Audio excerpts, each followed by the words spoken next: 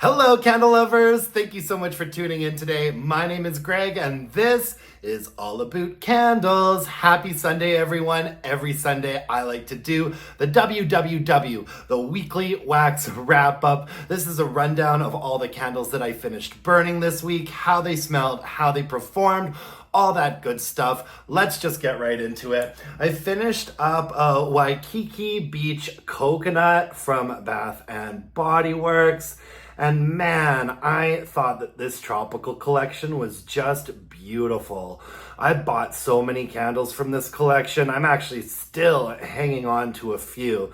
They just had such great use of color and texture, a great selection of fragrances. They looked beautiful when they were burning. Had a boring lid on there, but hey, what can you do? Yeah, I had never actually burned this fragrance, and if I had, it had been a really long time ago. I know that this comes out all the time in candle form and in body care form.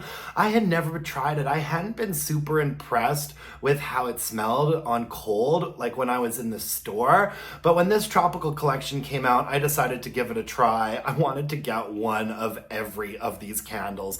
I'm still hanging on to that blue bungalow and the fresh bamboo from this collection. Oh man, this is how you do a tropical collection, BBW. Anyways, the scent notes on Waikiki Beach Coconut are tropical white coconut, saltwater breeze, and sun-bleached woods. And yeah, this sat around in my collection for a while before I decided to burn it. There's something about it that I'm just not in love with.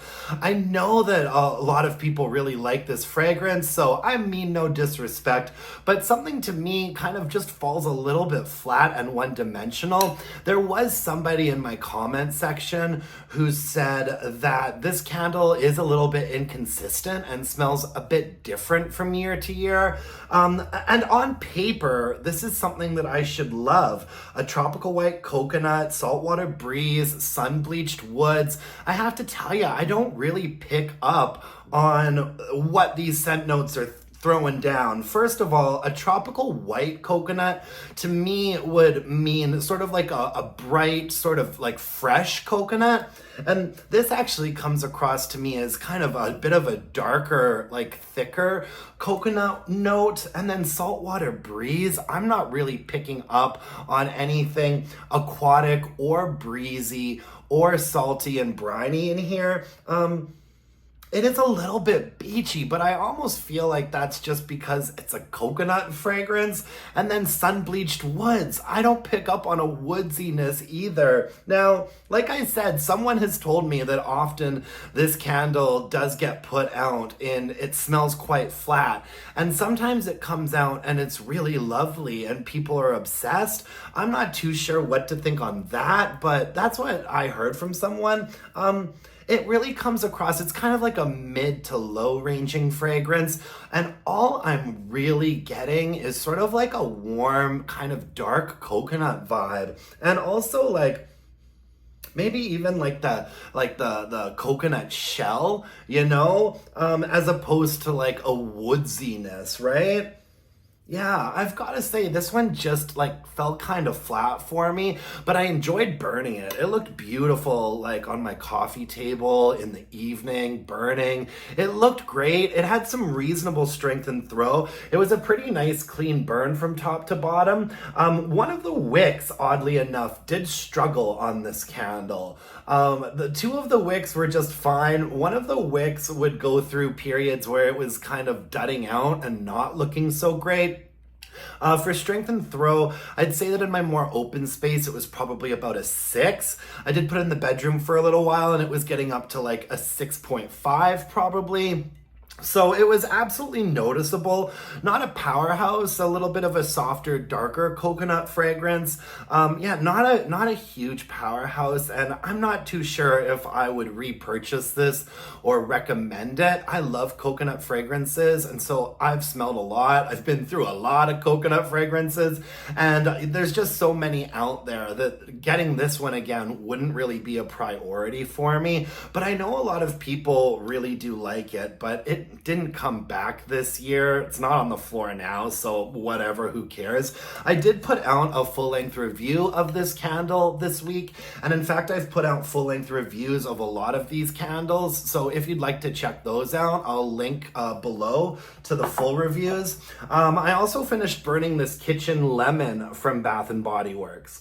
This isn't a fragrance that I knew I wasn't going to be obsessed with this fragrance, but I really wanted to investigate these new White Barn Core candles and see like how they were performing, strength and throw, how they were burning. I kind of just wanted to I bought about 6 of them, you know, just because I wanted to see how they would do. I think that these look so much better than the old White Barn Core. I think that the fact that they're like a shiny glass vessel and a colored lid really makes all the difference. When you see this collection sort of lined up against that big wall like they do in the stores, it just looks so like bright and nice and refreshed now.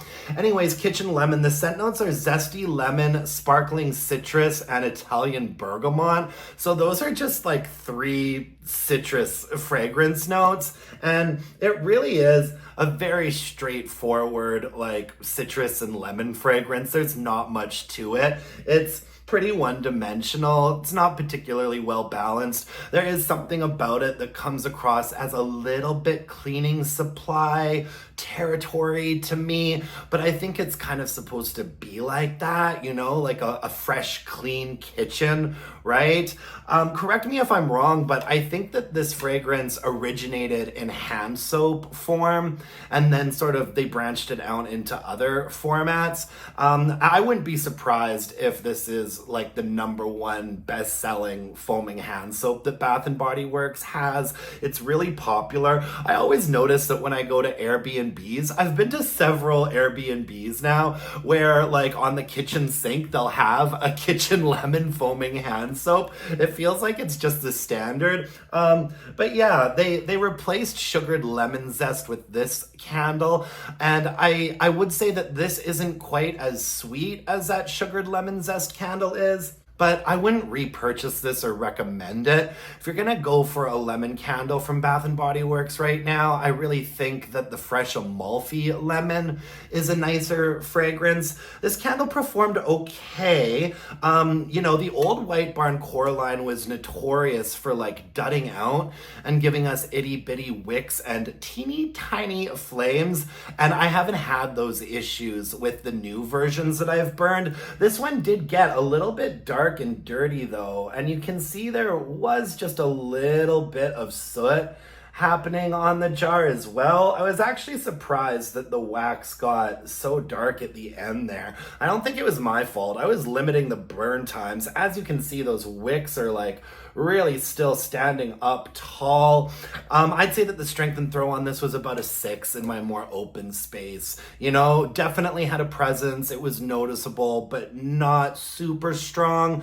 I did put it in the bathroom for a while, probably got up to like a 6.5. I think it was in the bedroom for a bit too. Probably got up to like a 6.5 in those spaces, but never really like touched that 7, you know? So not terrible, but not going to be a repurchase for me or a recommendation for you. I also finished up a super random candle. This is Black Tie, and this version of Black Tie came out on Candle Day quite a while ago. I love the packaging on this. I think it's gorgeous, and the lid was kind of like that string of stars.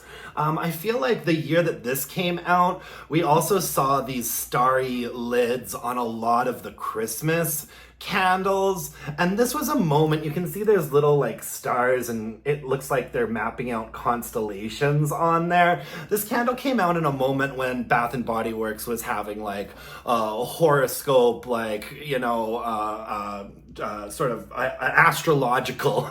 Bath and Body Works was having like an astrological moment. They had like prismatic stars and golden hour and something to do with the moon. So it was keeping in the theme back then. I believe I got this on Candle Day, and it says 2022. Not sure why I'd been hanging on to it for so long. This fragrance used to come out all the time in like men's body care, men's cologne. We used to see this candle on the shelves almost all the time. And then I feel like it went away for a little while, and then it came back, and I decided to pick one up and give it a try. It was Candle Day. The scent notes on it are green sage, sandalwood, and tonka bean. And I actually really like this one. I don't mind a cologne candle. In fact, I like having cologne candles going on once in a while. I think they make for great bedroom candles, something a little bit sexy, something a little more masculine. I love a good cologne candle. And this is a nice one. This is an OG Bath and Body Works fragrance, and it is a fairly standard like men's cologne formula, but there is something kind of nice and nuanced and balanced about this one, and I love some tonka bean, and I do pick up on the tonka bean in the base of this candle, just something a little bit like dark and woodsy and creamy. And also the sage gives it a little bit of herbaceousness, and there's also like a creamy woodsiness from that sandalwood. The base of this candle reminds me quite a bit of the base fragrance in After Dark, actually. And I think it's actually really well done. I kind of like black tie. I kind of miss seeing it out in the stores all the time. I enjoy burning this one. Strength and Throw was kind of the same as the last two candles. I'd say it was like a 6 in my more open space, and then a 6.5 in a smaller to a medium space. I burned it all the way down to the bottom there. The wax did start to get a little bit discolored, and the wick nickels started to drift, which is when I just called it a day with about a half-inch left of wax on there. Yeah, I kind of miss having this fragrance around all the time. Not bad at all. I also finished up a Sweet Orange and Agave from Bath and Body Works. And this was like a neutrals collection for spring and summer. This came out in 2023. And I crocked this candle. I lamped it for a little while, and then I crocked it for a little while, so I never burned it properly. I'm not a big fan of fruity fragrances or orange fragrances, but I do like them in my kitchen. In the kitchen, I only ever lamp candles, and that's where I'll most likely do like something like have a fruitier moment or a sweeter kind of gourmand moment. And I thought this made for a really nice kitchen fragrance, but there's not much left in there. It's kind of one-dimensional though. All I really pick up on is the orange. The scent notes are effervescent citrus, golden agave, and jasmine musk. And I feel like those scent notes are a little bit extra for what we're actually getting, which is really just a nice sort of smooth citrus and orange fragrance. You know, I'm not picking up on anything jasmine or musky, and I'm not really picking up on the agave that much either. So it really didn't deliver as far as I'm concerned on what this candle was supposed to be. But at the same time, I'd say it's a fairly nice and not too sweet or sharp like orange and citrus fragrance. Yeah, it was all right. This was pretty strong in my kitchen under a candle lamp. I'd say it was around like a 7 or a 7.5. I'd say that my kitchen is a sort of medium to large space.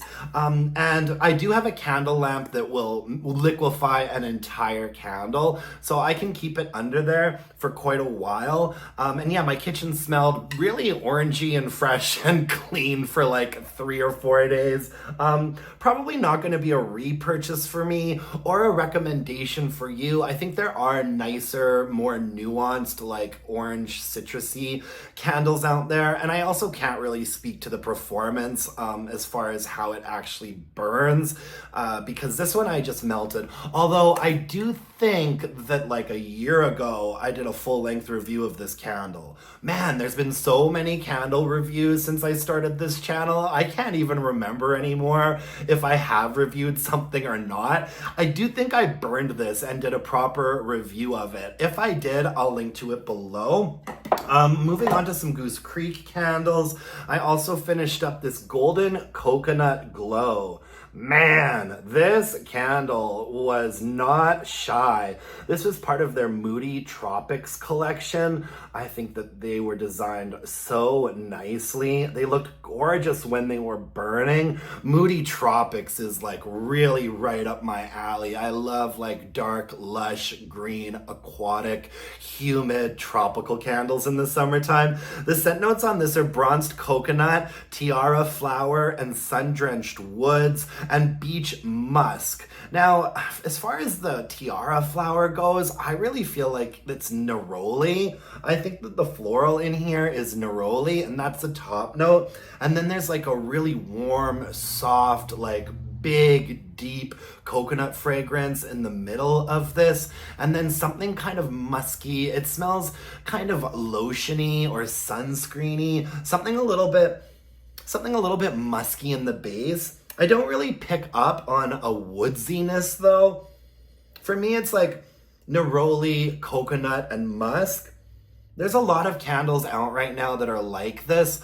It's kind of similar to Sunlit Glow, which is on the shelves at Bath & Body Works right now, except I had a terrible experience with that candle because it had very little strength and throw. And I was also bitter that they brought out that Sunlit Glow candle instead of just giving us something like tried and true, like Bronzed Sunset or Cocoa Paradise. Like whenever I was burning that Sunlit Glow candle, I was just wishing that it was Bronze Sunset or Cocoa Paradise.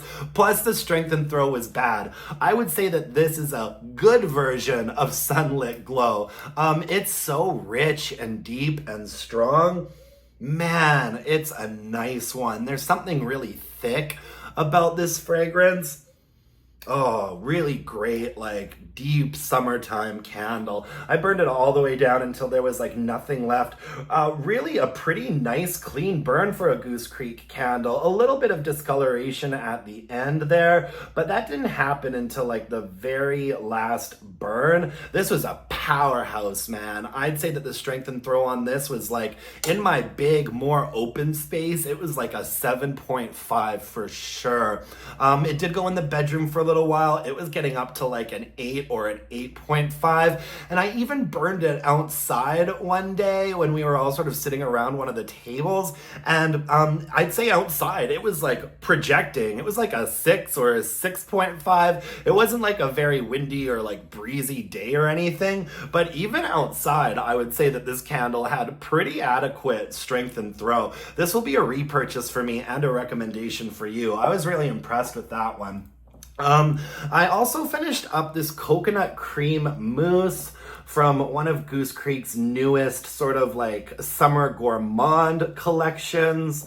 I think this is a really nice, bright, fun jar with a white lid. I really liked this fragrance, but the candle did not do so well. The scent notes are toasted coconut shavings, creamy vanilla, and whipped mousse. And I would actually say that like the main component in this fragrance, like the heart of it, is really like a nice sort of like whipped vanilla note. It's not super sweet, which I really appreciated. It's not like a super sweet, granular, saccharine, like whipped cream note. It's actually a really nice, like smooth and soft vanilla fragrance with like coconut, a little bit of coconut added in there. I do feel like it gives off kind of a coconut flake vibe, like a coconut cream pie, except there's no sort of bakery component or graham cracker crust or anything. It's very much just like vanilla, whipped cream, and coconut. I'd say the coconut is the top note, yeah. Yeah, the coconut's on top, and then it's just like a nice, thick, rich vanilla fragrance. Unfortunately, this candle just did not perform for me at all. I burned it all the way down until there was nothing left. It was a really, really nice, clean burn. A really nice, clean burn for a Goose Creek candle, but it was just not giving me any strength and throw. Like, in my more open space, it was quite lost. The way that I rate candles is if I have it in a space and I walk into that space and I really can't detect it, that's when we drop below a 5. So in my more open space, I'd say this was like a 4 or a 4.5. I had to be standing kind of close to it and sort of searching for it to be able to smell it. Even when I put it into the bedroom, which is a more medium to large-ish space, even the bedroom, it was like a 5. In the bedroom, I could walk in there and I could tell that it was there, but it was quite weak. Maybe in the bedroom, some of the deep burns on it got up to like a 5.5, and I did keep it in the bedroom most of the time, hoping just to get some more strength and throw out of it. However, all that being said, I like the fragrance enough that I think I'd repurchase it. I like the fact that it's like a vanilla and whipped cream coconut without being like overly sweet or gourmandy or desserty. I actually might repurchase this and just put it straight into a candle crock and hope that I get some strength and throw out of it that way. I can't recommend this though. I really can't recommend a candle that doesn't get up to like a 6 for strength and throw, which is a shame because other than the strength and throw, everything about this candle was fabulous.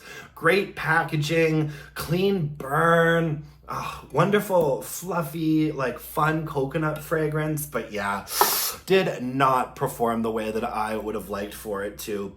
I also finished up a Pink Beach from Goose Creek. Isn't this a cool package? Oh my goodness, I loved the packaging on this collection.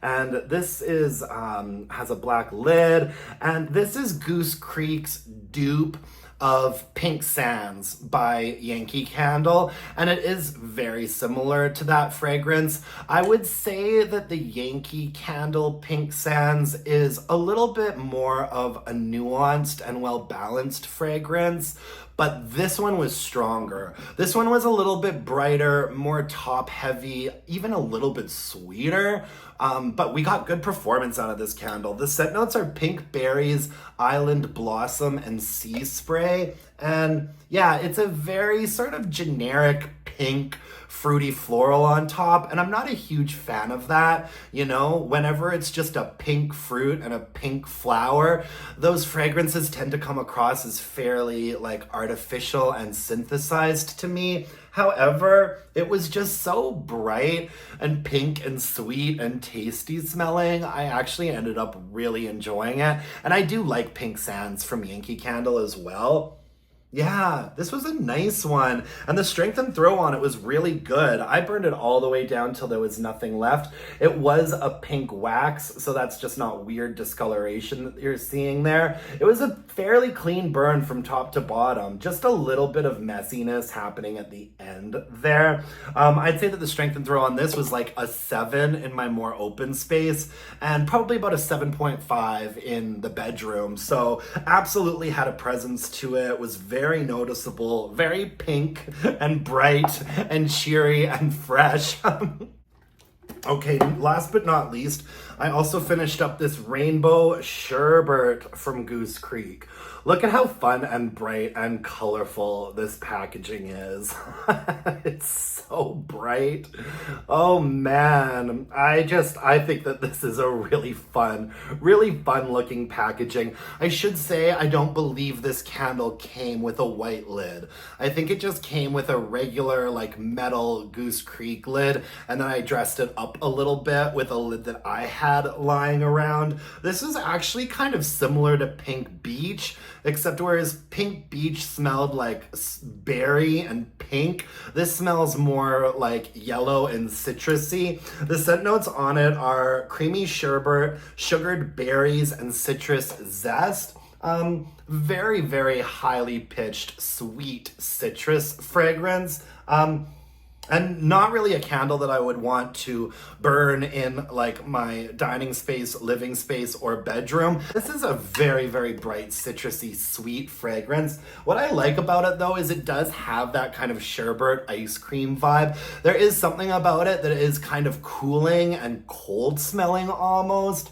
You know, I don't like it when we get like a popsicle or an ice cream candle, but it just smells like that scent note without there being something to give it that sort of cooling effect or ice creamy effect. This definitely had that. It smelled cold, fruity, creamy. I mean, fairly nondescript, lemony citrus. I pick up more on citrus than I do berries for sure. Kind of a one-dimensional fragrance. It's not particularly well balanced, but I did enjoy it like under the candle lamp in the kitchen. It smelled fresh, bright, sweet, clean. Yeah, I didn't mind this one. Rainbow Sherbet. This wouldn't be a repurchase for me, you know, and I don't really think I can recommend it having not burned the candle properly, but it was quite strong. Under the heat lamp, I'd say it was getting up to like a 7 or a 7.5 easily for strength and throw.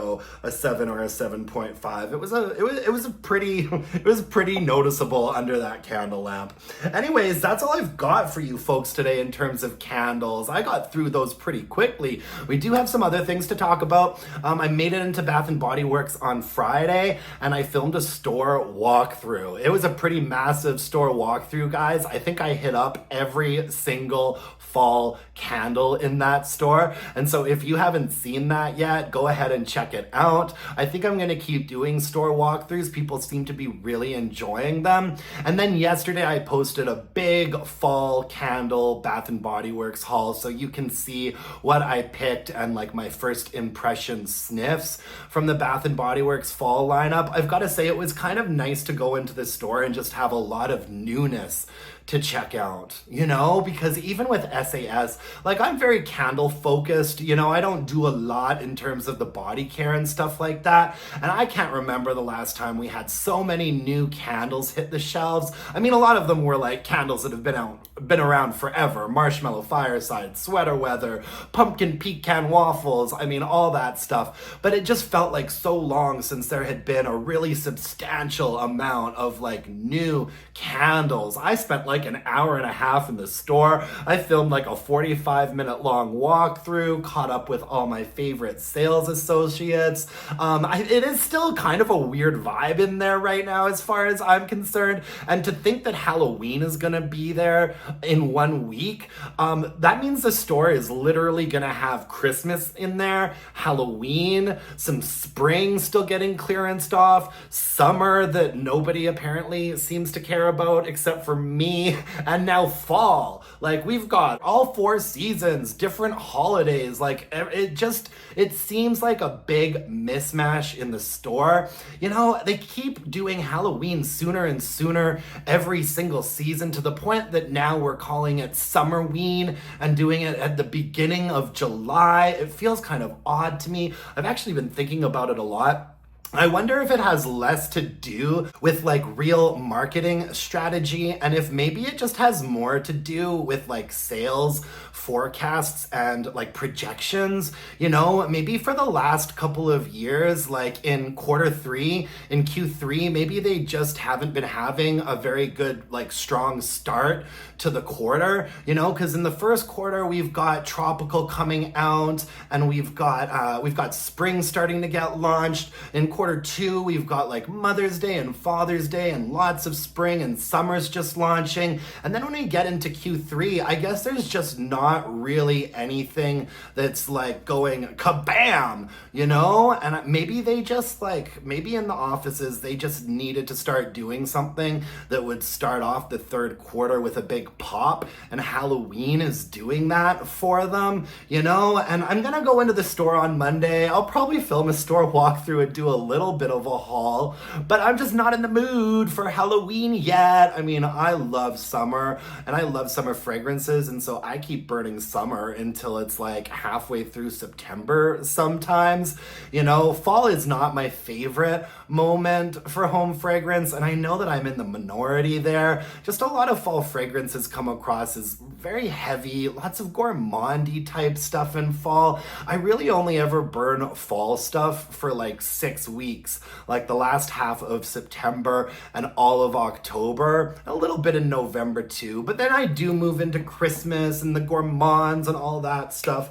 Yeah, I mean, I don't know, Bath and Body Works, like, I hate the fact that they're skipping over summer in such a harsh way. You know, like I was actually going through some of my summer candles in my collection, and I came across this collection. I'll put a couple pictures up of these. Do you remember when we used to get like huge, great, like fun gourmand summer collections from Bath and Body Works? Like these wraparound jars that looked sort of like painted and rainbowy. We had chocolate chip cookie and buttered popcorn and sour melon drop and the red, white, and blue cake. Remember when we used to get like huge summer collections that were like themed and cohesive and made sense and had like 6 or 7 candles in them? They're just not giving us that for summertime anymore, and it's kind of depressing me. Goose Creek really saved the summer for me this year. Goose Creek really saved the summer for me because they were consistently releasing really awesome summer collections with all kinds of stuff in them. Yeah, I was happy about that. What else has been going on? Oh, it was my birthday not too long ago. It was my birthday last week. I had so much fun, you guys. I mean, once you pass 40, you really stop caring a lot, you know? But my parents did come in from the lake, and so we got together and had a nice dinner. And then every year I tell my friends, I don't really want to do much. Let's just have a dinner. Well, we ended up really going for it. I mean, we made 3 stops, started down at the pub, then we went to the karaoke bar for quite a while. You know, I had to get up there, sing a little bit of Madonna, and then we went to the club, and like we were on the dance floor, like all of us, like late 30s, early 40s. We were all up in there right by the fog machine, dipping it and doing it with all of the 20-year-olds. I swear, you guys, me and my friends are going to be up in the club when we have like walkers and canes with us. That's just the way that it's going to be. We had an absolute ball. At one point, I even got up on like one of the speakers and I almost broke my hip getting up there. Steve had to like save me and sort me out. Oh, it was a lot of fun. I've got a really great group of friends. And of course, the whole night ended, you know, people kind of dropped off one at a time, and me and Steve were the last ones standing, and by 2 o'clock in the morning we were eating gigantic hot dogs from the hot dog cart right outside the bar. Just classic. Oh, and I also wanted to do a little Sex and the City recap for us. I know that not all of you guys are super interested in this. You don't have to watch. You know, I add chapters to all of my videos, so you can like navigate the chapters down below and like move to things that you are actually interested in.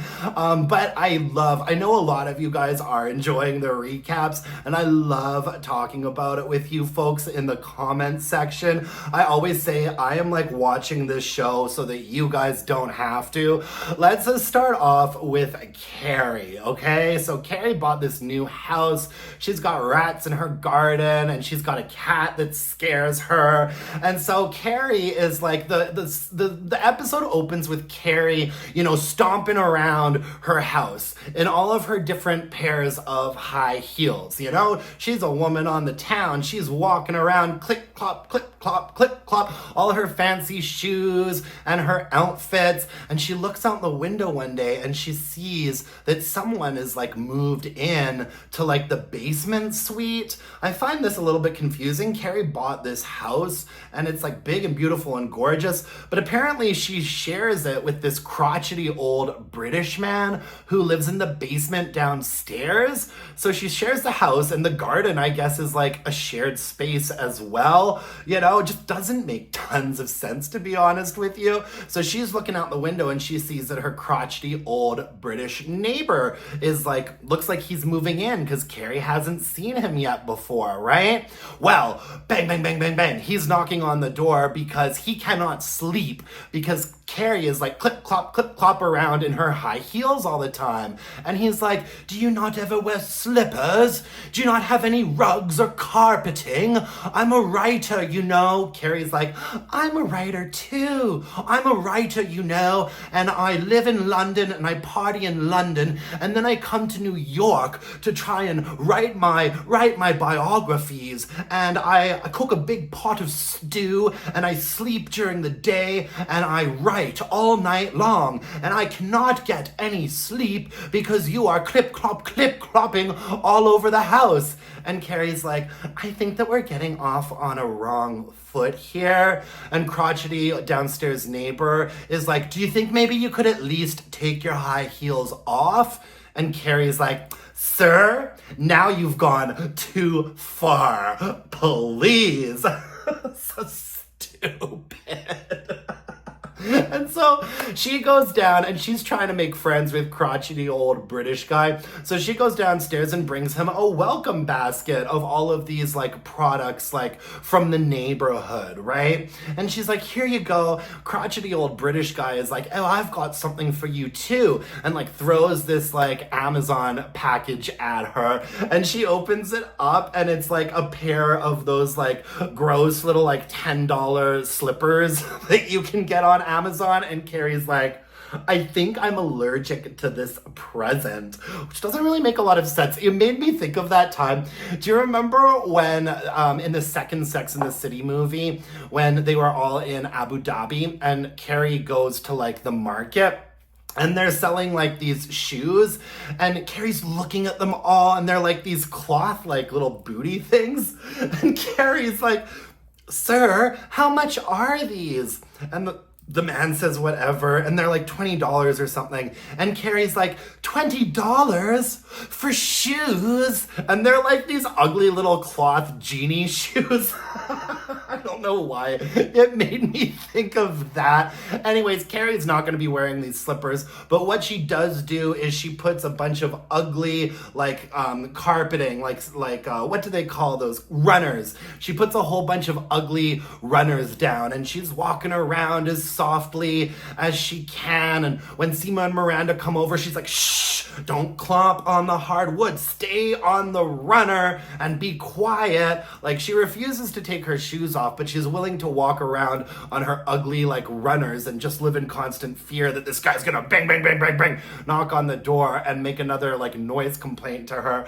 And then one day she hears a fire alarm going off. Beep, beep, beep, beep. She's like, what the heck? She goes outside, there's smoke coming out of the basement. She goes into crotchety British neighbor's like basement suite, and he like apparently has no sense of smell. So he doesn't smell the like billowing smoke, and he must have some really good like noise canceling headphones on. So he's writing at his desk with his headphones on, and Carrie's like, fire! There's a fire!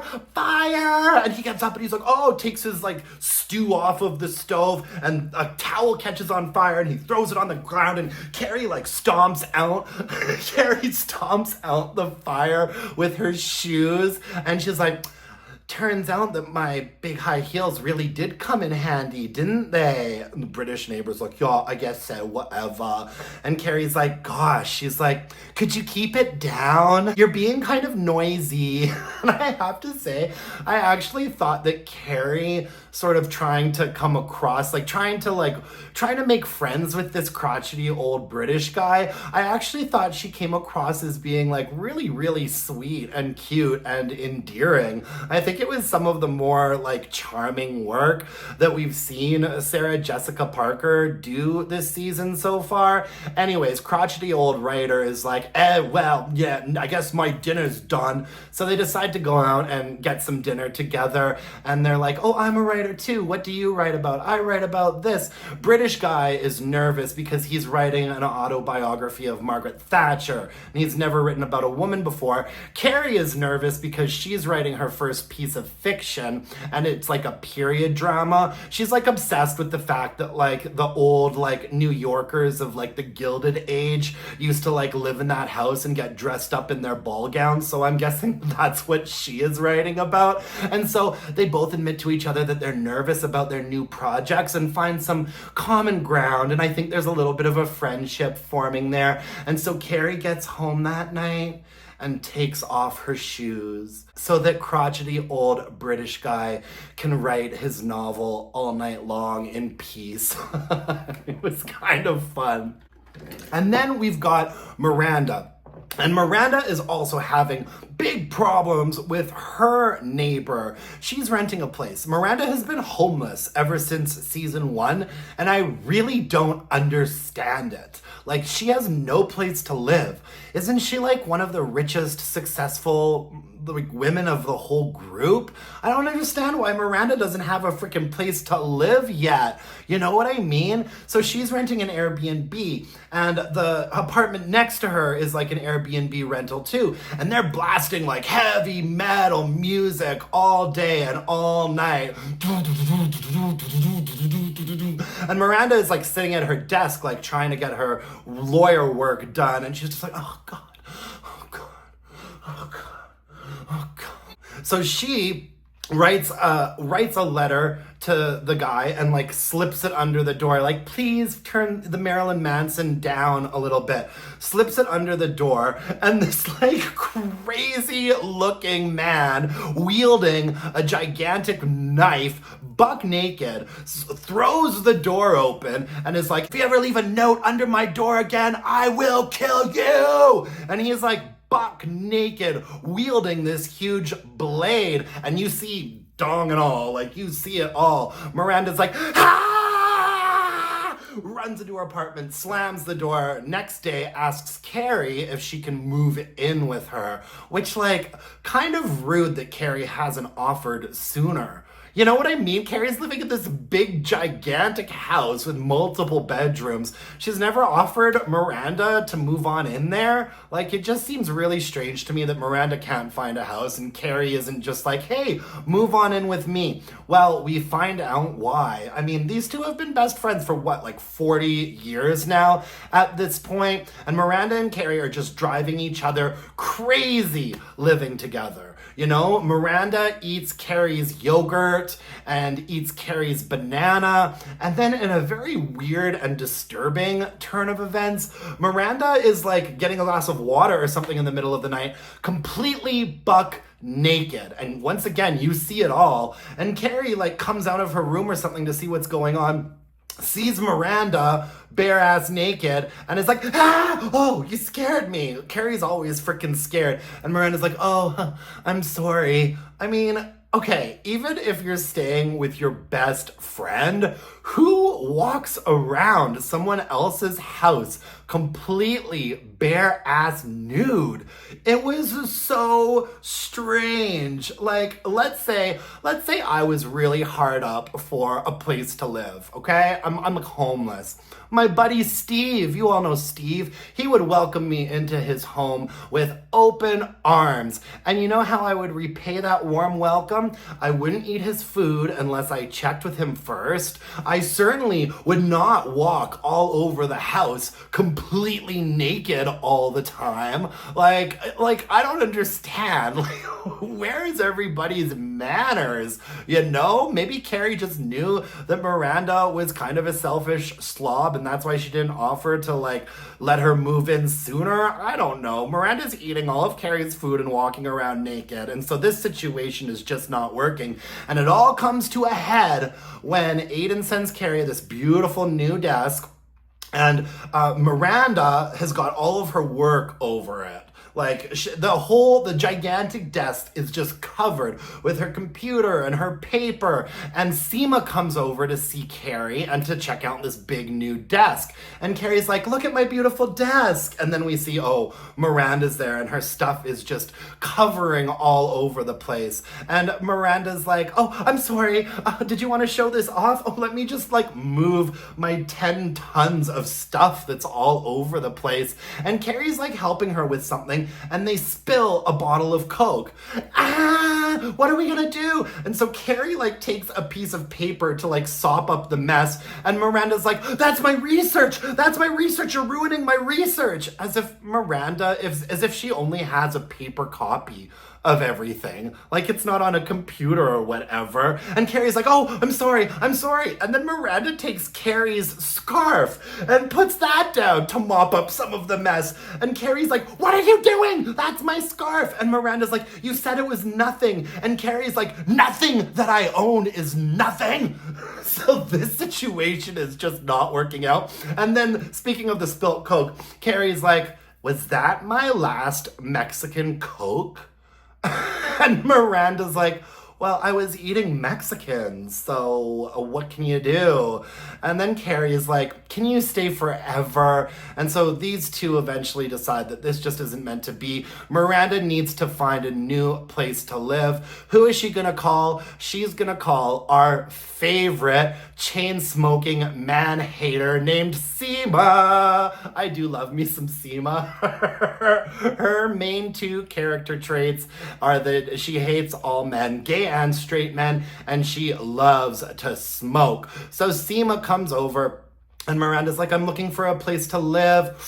And Seema's really upset because like the firm that she worked for has like gone under, or the company's been sold. So now she's out of work.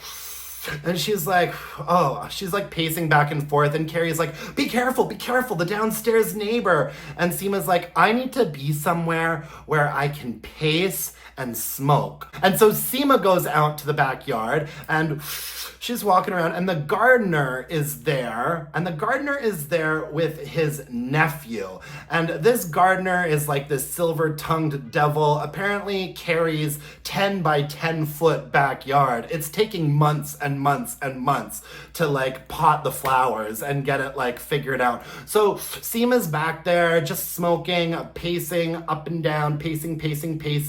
The gardener starts talking to her, and I predicted like 2 or 3 episodes ago, I predicted quite a while ago that something was gonna happen between this gardener and Seema. And so Seema pulls up to pick up Carrie, flirting with the gardener. I definitely think something is going to be happening there. Anyways, did I call that or what? Something is definitely brewing between these two. And the gardener's autistic nephew is like, you know, you really shouldn't smoke. And Seema's like, yeah, you're right. And Seema also talked to this guy's nephew in the other episode as well. And so I think something's gonna happen here. Like, I'm starting to wonder now if like Seema and the gardener are gonna like hook up and like start getting hot and heavy, and then the gardener's nephew is like gonna walk in on them and be like, you know, like something like that is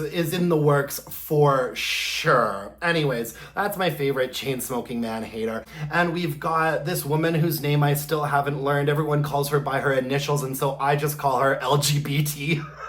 This is so boring. I don't even think I really want to talk about the two of them. They're taking their fuddy-duddy husbands and their bratty, annoying children and going glamping. I mean, whatever, who cares? Like, these two are just by far the most boring, and oftentimes their storylines are just like completely separate from the rest of the show. It's extremely, extremely weird. Anyways, that's all I've got for you folks. That is what happened on this week's episode of Sex and the City, and just like that, I watch it so you don't have to. Thank you so much for joining me today, folks. I really appreciate it. You can follow me on Instagram at allaboutcandles and email your burning questions to allaboutcandles@gmail.com. If you could hit me up with a like, a comment, subscribe, share this video with somebody who might like it, I'd really appreciate that. And until next time, my dear gorgeous and beautiful candle-loving friends, let's burn some candles and bitch about it. Thanks, you guys. Bye for now.